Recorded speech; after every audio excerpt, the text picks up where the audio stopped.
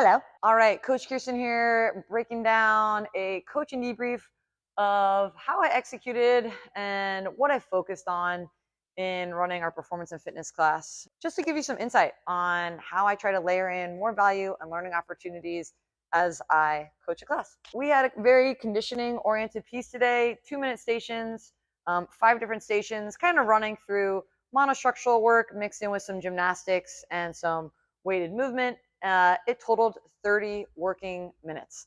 After we prepared and helped people understand the structure of the work, I really called out 2 focal points for people. That one, I wanted them to be consistent in the volume of work that was performed each of the 3 sets. So I'm not looking for it to be, hey, I did 20 calories on the bike set 1, and then I kind of had to tank. I had to do 17 and then 13. I couldn't finish it. Or I started with 30 toes to bar and then I totally bonked. I went to 20 and then 15. We're looking to help people know themselves as athletes before the workout begins so that they can customize and choose an appropriate volume of work to get the intended stimulus. And we call that customizing here. But it is your job as a coach to help give people objective metrics so that you can guide them towards an appropriate volume of work so they can be successful. Because it doesn't actually matter to me if you can do all the programmed work round 1, but then the amount of work you do round 2 and round 3 decreases every round. For me, you're not getting the intended stimulus of the work and you're not going to learn as many lessons.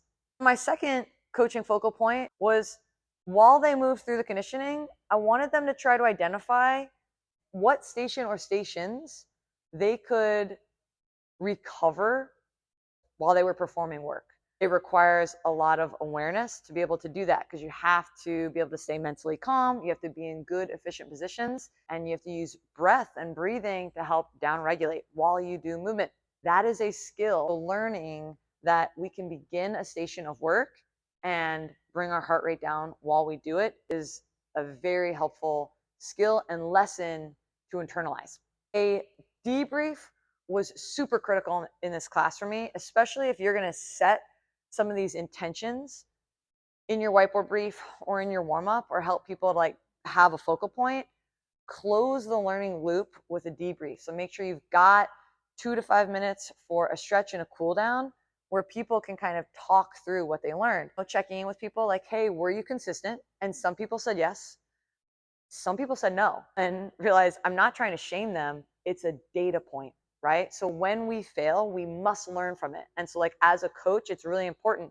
If you don't ask the question, they might not tell you, oh yeah, I wasn't consistent every time. And so you might just think that they were, but helping them to understand, okay, hey, no big deal that you weren't consistent. What station made you inconsistent?